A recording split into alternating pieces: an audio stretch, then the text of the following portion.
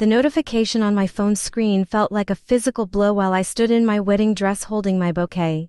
Seconds after promising to love my new husband forever, the son of my employer terminated my position via a heartless text message. Vance Sterling chose the happiest day of my life to shatter my professional career, leaving me numb in the church vestibule while guests cheered outside. When I showed the screen to Bennett, his serene expression caught me completely off guard. He gently touched my hands and told me to ignore the phone until tomorrow because this day belonged to our love. I trusted his steady gaze, handed the device to my maid of honor Tabitha, and walked out into a cloud of white rose petals trying to forget my sudden unemployment. During our inaugural dance 3 hours later, Tabitha interrupted us with a look of pure panic because my phone was vibrating continuously. I discovered over 100 missed calls, including nearly 20 from Harrison Sterling, the primary owner of the architecture studio. For 2 years, I worked tirelessly as the chief supervisor, developing a highly complex logistical software system that kept our massive city development projects functioning flawlessly. Trouble began when Harrison entered partial retirement and placed his deeply incompetent son Vance in charge of my department. Vance constantly stole credit for my innovations and canceled the vital training sessions I organized for the staff.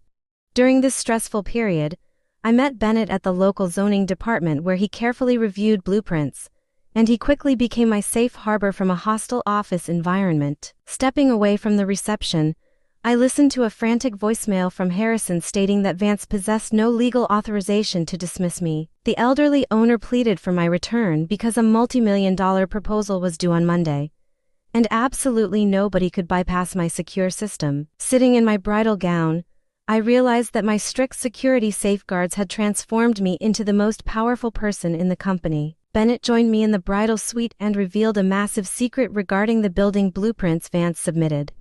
Through his administrative role, Bennett discovered that Vance was secretly altering structural schematics to substitute cheap materials after the licensed engineers provided their signatures. This illegal shortcut removed my liability completely, so we decided to enjoy our honeymoon in Saint Lucia and let the chaotic situation unfold naturally without us. While we relaxed on tropical beaches, the desperate communications from Harrison increased, eventually offering to triple my previous compensation and grant me partial ownership. I ignored every single notification because my professional dignity was not for sale to desperate men.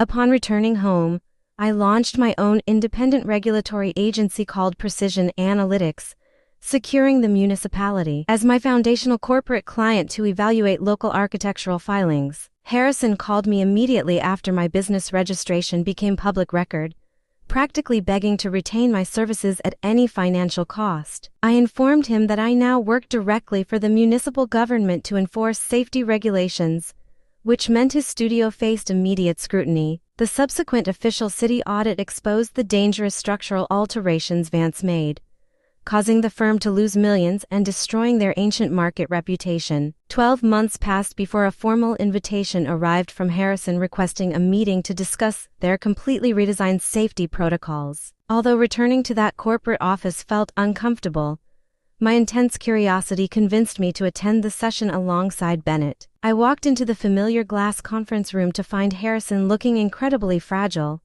sitting next to a remarkably subdued and quiet Vance. Vance looked up with genuine shame and delivered a deeply humbled apology for his vindictive and hazardous behavior. Harrison then presented a financial check covering the exact cost of my entire wedding celebration, along with the master data drive containing my original software. They did not expect me to return to my old position, but they genuinely desired my elite expertise to validate their newly reconstructed organizational workflow. I rejected the wedding refund check, because my personal integrity could not be purchased with delayed financial retributions.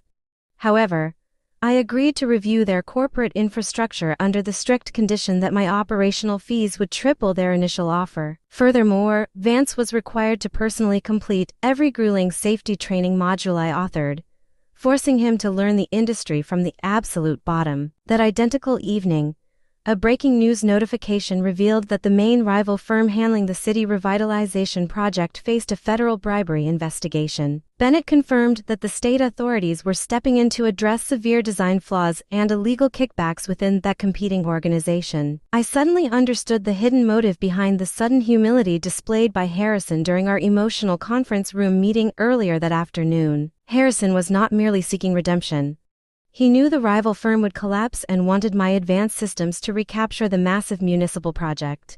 I refused to let them utilize my reputation as a shield for their corporate ambitions, so I devised a bold alternative plan. The following morning, I contacted Harrison to state that I would not serve as a basic consultant for his struggling organization. Instead, I offered to purchase the entire architecture studio outright, capitalizing on their plunging valuation to merge our operations under my absolute leadership. I explained that Harrison would receive a comfortable retirement package, while Vance would remain locked in an entry-level role under my strict compliance directors. My comprehensive proposal guaranteed the safety of the public infrastructure while protecting the jobs of hundreds of innocent corporate employees. The acquisition finalized quickly, and I stepped into the executive office as the proud owner of the newly formed Vance Sterling enterprise. Watching Vance work diligently at a lower desk proved that true victory does not require aggressive malice or loud confrontations. By simply standing my ground and prioritizing public safety,